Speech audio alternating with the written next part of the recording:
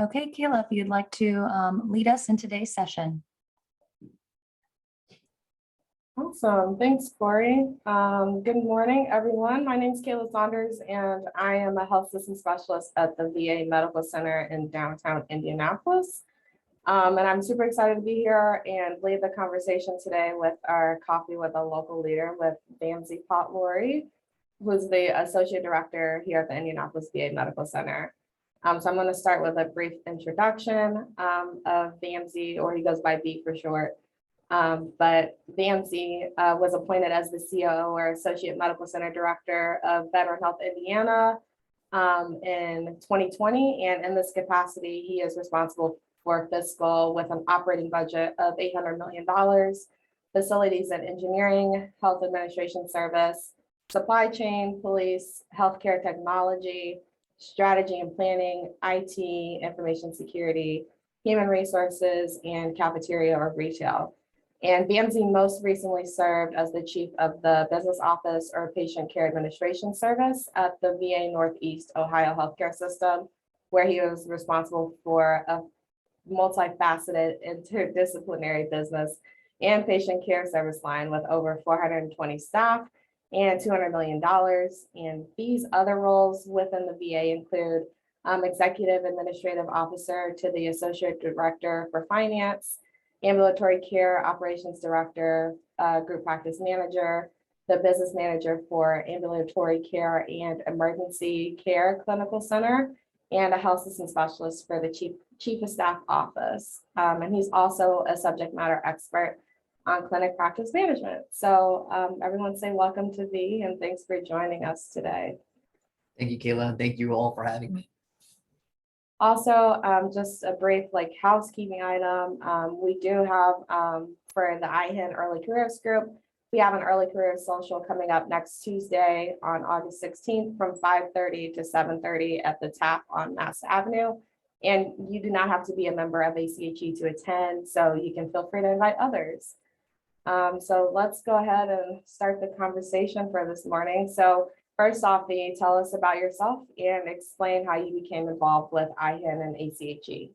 All right. Good morning, everyone. Vamsee Potluri, or V for short. Kayla, I think you kind of covered a lot about my role and a little bit about how I joined the VA as an administrative fellow, worked in a lot of administrative roles, from working for a chief medical officer, running a large ambulatory clinical department spanning multiple clinics in Maryland, moved to a few other clinical operational roles before taking the chief business officer, or chief of HAS is the acronym we use in Cleveland, before coming to Indy about 2 years ago as the chief operating officer. So I've been in VA for about 10 years and I've really enjoyed it.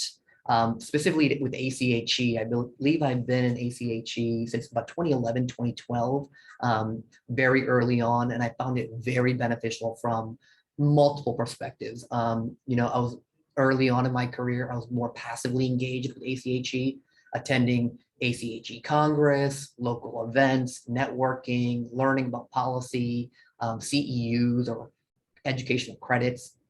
But as I had more experience and more time, I became involved with the Maryland chapter, specifically where I lived, on the board of governors, serving in a few different roles, from volunteering to director of communication, director of outreach, to really learning about what we do for our members, such as you all. So if you have the opportunity, if you have the time, please participate, please volunteer, and then please run for those leadership roles, because we need people like you to lead that organization, whether it's ACHE nationally or iHEN locally, to move that program forward. With iHEN, with the transition in life, moving here, starting a new family, new role, I haven't been as involved as I'd like to be with iHEN. This is a great opportunity. Thank you all for having me. I've served on a few panels, but I look forward to volunteering quite a bit more with iHEN in the future. And really, continue to learn, but also give back where I can. With ACHE overall, I really encourage networking. I really encourage finding mentors, and we'll talk about mentors quite a bit in my personal opinion on how valuable mentors are, and they shape my entire career. The opportunity to give back and be a mentor, but also continue along the journey of professional development with board certification. Many of you hear the term FACHE or FACHE, which is the Fellow of the American College. I highly recommend that when you work toward it, but two, when you're eligible, that you take the time to prepare, certify, and then continue to remain certified, because it is a board certification designation that just puts you above and beyond in terms of your commitment and qualifications as a healthcare administrator in this field. Mentorship, I kind of touched on a little bit, and we can talk about that more informally, but mentorship is so important. You'll find mentors in your careers. I found mentors in my career that were ACHE members, but also not ACHE members. So part of ACHE is really very big on mentorship, and that is our, I think, foundational obligation as leaders to give back, whether mentoring people in healthcare administration or mentoring those that may be in a different field that need some support or guidance that we can offer.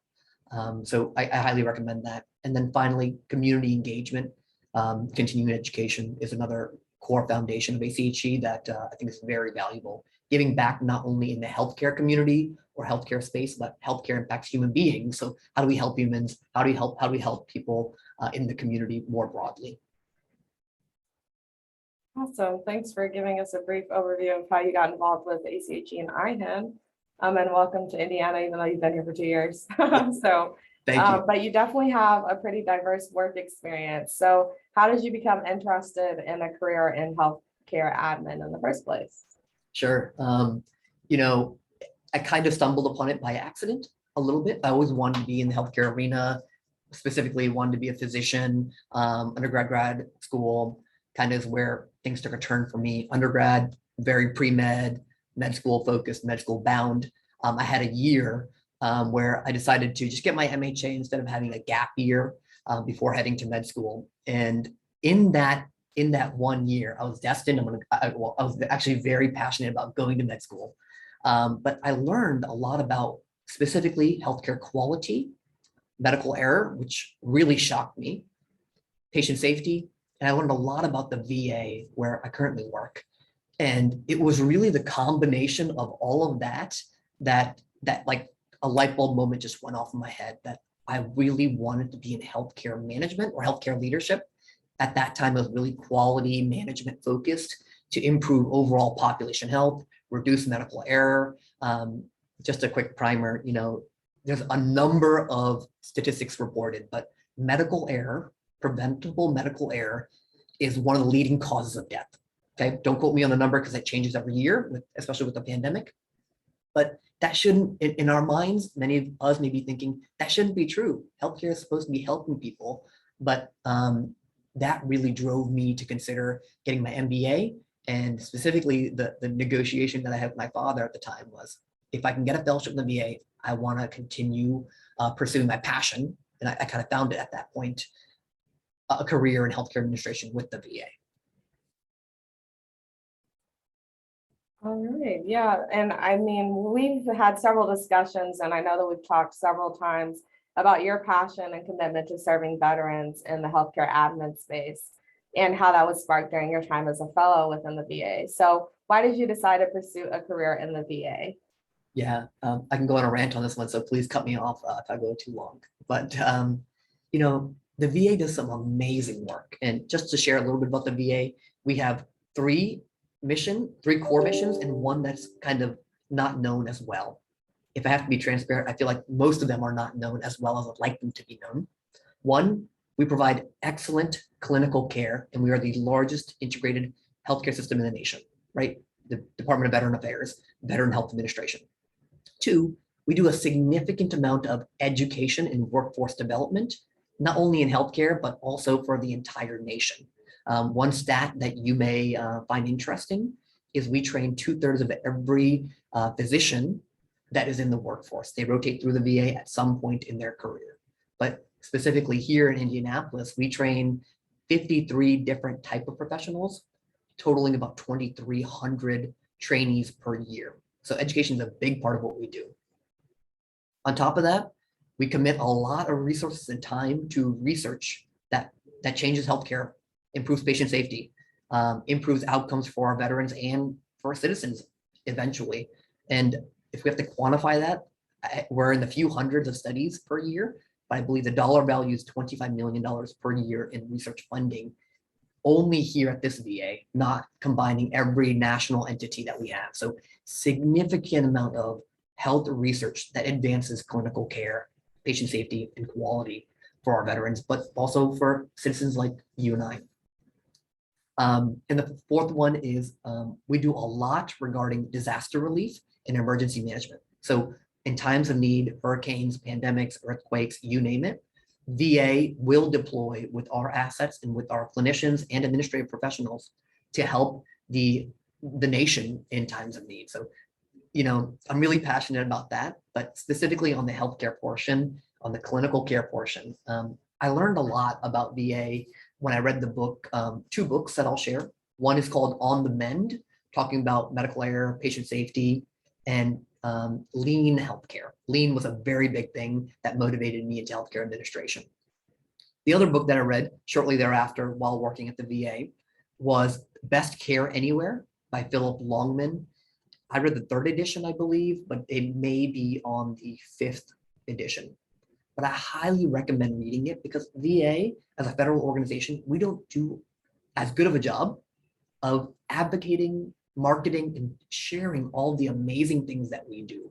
But our clinical quality outcomes are generally superior, even when we compare them with very high profile healthcare organizations. I won't name any, right? So we do very well. And I was passionate to learn from an organization like that in terms of how do I improve healthcare quality more globally.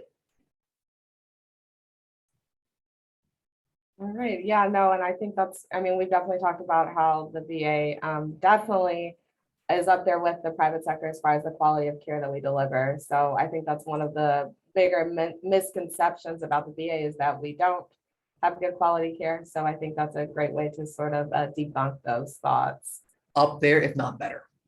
And happy if anyone wants to chat offline, we can talk through quality data. I'd love to geek out on that with you offline. Great. I'm sure somebody will reach out to you about it. Let's see. So even though you don't have a traditional early careers job right now as the COO or associate medical center director at the VA, you are still considered an early careers based off of your age. So what has been your experience as an early career starting from your fellowship to now? Yeah, I have to start off by saying I've been very, very lucky and very, very lucky from the sense of I've had a number of mentors, and I can't stress the value of mentors enough. So I would break down mentors into maybe 3 different categories. One being mentors with significantly more experience than you, right? Whether life experience or professional experience than you. That's one group, right? Another group is peer mentors, right? A group of peers that are plus or minus a few years or experiences around where you are, because they help shape you as well. And then finally, those that people may consider mentees or reverse mentoring, people that you end up offering to help, that end up really in that relationship of mentoring, that end up really helping you and reshaping some of the ways you think and see things. Kayla and I have talked often, and I've learned so much from her, and she's really helped me reshape and readjust and course correct sometimes as well. So I think it's really important. I'll give a lot of credit to my mentors in those 3 groups. Without them, I wouldn't be where I'm at now because they've shaped me and helped me along the journey, right? And I think the number one thing that Kayla and I have talked about and I struggled with as an early careerist is I wanted to have all the answers. I wanted to know everything. I wanted to know what my next 10 years, 20 years looked like. And it's okay not having everything figured out. And you probably won't even after 10 years, right? Because it's always changing. But the one thing I want to emphasize is the journey is yours to own, right? Each of you own your career and we all own it, but we're not in it alone, right? And people like mentors, people like leadership programs, resources like books and things that we can learn from are there to help guide us through that journey. Personally, your career will have ups and downs, but if you really focus on a few things, my personal opinion, if you really focus on adding value and helping improve the organization or solving problems, kind of goes back to the lean quality mindset that I kind of entered healthcare into. If you focus on adding value, working hard, making things better for people, whether it's patients externally or providers, engineers, staff members, nurses internally, things will ultimately work out for you. I can promise you that.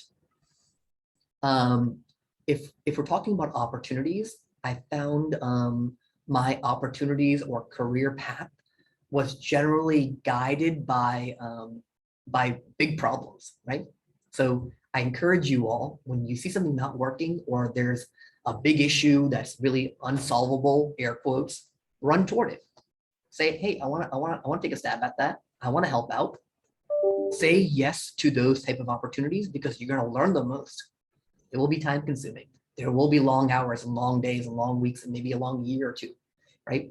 But those experiences will really help make you more well-rounded and help you in the future. So in my mind, opportunities really come from problems and air quotes, challenges that can't be solved.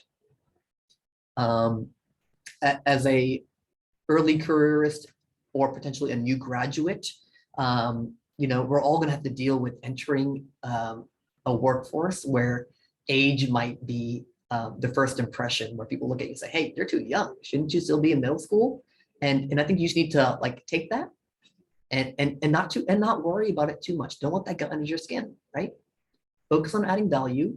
You're highly qualified. You're well educated. Your perspective is valuable, right? So take that, and I'm being overly simplistic, but look at how you can solve value. Look at how you can make things better in the organization, because as you do that, people will worry less about your age and more about, hey, that person is known for jumping in, fixing things, helping people, being responsive, you name it. And that really becomes a part of your brand. And honestly, people are looking, despite age, are looking for individuals of that nature. I'm trying to think of any others. It may pop up more organically, but Kayla, anything that we've talked about that resonated? Definitely the point of adding value and taking on those projects that, everyone else within the organization might think of as being impossible. But if you can turn it into something positive for the organization, it definitely helps build your brand, especially as an early careerist. And that's how I've sort of moved up within the organization too, is taking on those projects and other assignments that not necessarily everyone wants to volunteer and sign up for, but it's definitely paid off in the long run, and it helps you get a set of skills that maybe not everyone else will have necessarily. And if I can just, you reminded me of a thought. You're not going to ever be a technical expert in anything, right? In general, healthcare administrators, in my opinion, we may enter a technical portion of the organization, but we have a generalist type of skill set that is adaptable and modifiable to kind of plug and play, ideally, in any circumstance. So make sure that you're not psyching yourself out saying, well, I don't have 10 years of quality experience. I don't have 10 years of practice management experience. You have the ability to learn. Like you graduated, you've gone through rigorous exams and schooling. You can learn anything. The leadership and management philosophy is something that you're going to constantly hone. And that is the most valuable thing, not specifically the technical expertise of being able to cite a manual from the Joint Commission regs, right? So keep that in mind when that imposter syndrome or that self-doubt does settle in, because it will, but overcome it. Okay, awesome. The next question is, as an early careerist, you're learning every step of the way. So sometimes it's challenging to sit back and reflect on what you need to know about moving forward with your career. So what do you wish that you would have known 5 to 10 years ago about building your career and personal brand? 5 to 10 years ago, I'll go with tenure. Initially coming out of grad school, I think everyone's like, I want to be the CEO or COO. Personally, I remember vividly a CEO or COO coming to our class saying, giving a presentation. And I thought in my head, I'll never be that individual, right? I never really expected to have the privilege of holding a role like this in terms of, but the one thing I want to remind you is there are many more fulfilling roles within healthcare other than those with a chief title associated with it, right? So there are so many roles in the organization that fit different people that have immense value. There are roles in the organization that add way more value in my mind. I'm gonna keep using that word because I fundamentally believe in it, that add fundamentally more value than a chief something or chief something else, right? So just keep that in mind, right? There are only, not everyone, that's not gonna be everyone's cup of tea. We talked about it's okay not to have everything figured out. Continuous learning. I kind of underestimated that. I thought I'm done with grad school, I'm done learning, just flippantly, but not realistically. So I think it's really important to be very intentional about your growth. I kind of think of healthcare as a sport. So I think of each of you as kind of like athletes. Every month, every year, think about what you are doing to hone your skills, your strengths, and your weaknesses. I know there are different varying thoughts on you should only focus on your strengths or not focus on your weaknesses, etc. But focus on honing your craft, right? Something formal, something informal, but dedicate and commit to yourself because you are only competing against yourself. Okay. So certifications, trainings, do things that will make you better than you were last year. And when you look back after 10 years, you'll be surprised. Kayla and I've had that conversation, like looking back even 5 years, you'll be surprised what that diligent, with that diligent and discipline will really yield. And finally, focus on experiences. The titles really don't matter. Some of you may not agree with me when I say the pay doesn't really matter. If you're interested in becoming A or B, break that role down over 10 years. What do I really need to learn and be good at to be a wonderful A or B? And that's the way I think you should think about it, because the goal is not getting to a role. The goal is being really, really good and redefining a role once you get there, right? So kind of think about that. I know it's very abstract. I'm going to put the plug in here. Talk to a mentor. Talk to someone that is in that role. Talk to someone who has done that role and help them understand where you want to go, and they can help you break it down. All right, yeah, no, and I totally agree with the fact that you don't have to be a COO or even a CEO. Like that doesn't have to be your immediate goal to be successful in healthcare admin. Do something that you're passionate about and sort of moves you to make a change within healthcare. And there's several positions like you just alluded to that you can have that sort of impact in that role. So the last question in closing, do you have any advice for early careerists? I feel like we've covered a lot of it. Not all of it's coming to mind immediately, so I'm sure something will after you finish. Early careerist, add value. Really focus on adding value, learning and growing. Find a number of mentors. We talked about like 3 categories, right? Those really, really senior mentors, 20, 30, 10 years that have more experience than you, that can help you and guide you. Build a strong peer network, peer mentor group that will hone and guide you. And then finally, make sure that once you're blessed with that time and privilege, that you reach back and help other people that are coming behind you, right?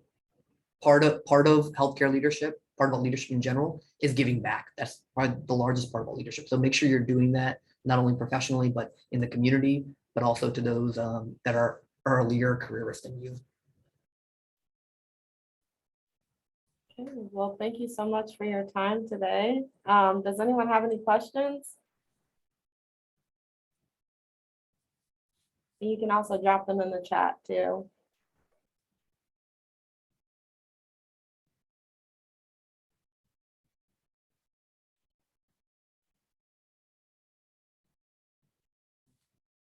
I'm not seeing any in the chat yet, but I know we have. I'll come off mute. Hi, thank you for joining us today. Do you have any advice to young careerists or, been in the workforce for a couple years now and taking those next steps to become a manager? It's kind of a leap that we've discussed a lot in these different sessions, hearing just different advice. What do you have to say about that? Because that can be, when you're talking about, well, you need 5 to 10 years of experience to become a manager, or you don't have manager experience. Well, yeah, because you've never been a manager. What's your advice about that? Yeah, great question, actually, right? So just want to differentiate. Generally, the reason people are hesitant to make that jump or allow people to make that jump is because the dynamic kind of changes from being an individual operator that can deliver and be responsible for yourself. I believe before you can be responsible for others, you got to self-regulate and be able to modulate. When you become a manager, you are taking care of other people. You are monitoring and managing other people, and you're leading other people. So it's tough to make that jump without experience, but you don't have to have it all formally from a supervisory perspective, right? So ways you can make that jump or bridge the gap, maybe stretch assignments. We talked about that. Say yes, right? Lead groups informally, whether it's a committee, a work group, professional organizations such as ACHE. Demonstrate that you have the ability to bring people together to take them toward a common goal or resolve a common issue, right? I won't say value again, but I think that's important. The other side of it is mentorship, right?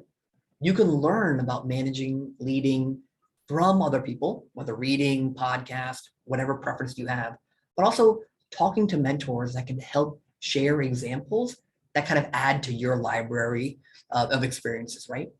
But also the benefit of mentors, it's a two-way street. Mentors are looking for high caliber, high potential individuals that they then sponsor, right? So Corey, we've been talking for about a year or two, hypothetically. You have all of the core competencies that I'm looking for in a manager, right? You don't have the experience, but you've done A, B, C, D, and E in terms of informally. I will sponsor for Corey to say, hey, I think she would be a good fit. And that's important as well. So a part of mentorship that I didn't touch upon is sponsorship. And I think that's very important.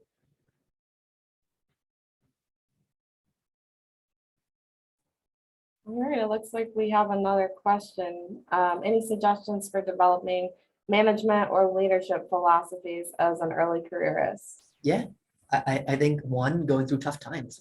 Nothing helps you learn better than being in a tough situation, in my personal opinion. Talking and mentorship, I'm going to reiterate that. Reading, listening to podcasts, whether it's healthcare related or leadership in general. There's so many resources out there that you learn by doing, but I think you can get a head start by going to these leadership development programs, doing some certifications and project management, different things, but also doing simple things like reading and your own research, right? It's all theoretical, but you'll have the fundamentals to apply it when the time comes. And I know something relating to that, like that we've talked about, would be like doing like 360-degree assessments, which are just basically anonymous feedback surveys. And then also like Myers-Briggs, and more recently, I've introduced you to Enneagrams. So that can definitely help provide some insights. A great point. Like I didn't know Enneagrams weren't a big thing when I was really in the self-discovery phase of my early careerist years right after grad school. But self-discovery and a mentor defined leadership to me in a very odd way that I'll still remember forever. He said, I asked him, what is leadership? And he said, leadership is 3 things. 1, understanding who you are, truly understanding who you are, the good and the bad, right? And your strengths and weaknesses. 2, being comfortable with who you are, not comfortable in terms of unsettling, I'm not going to change, but really being, really understanding who you are at the core.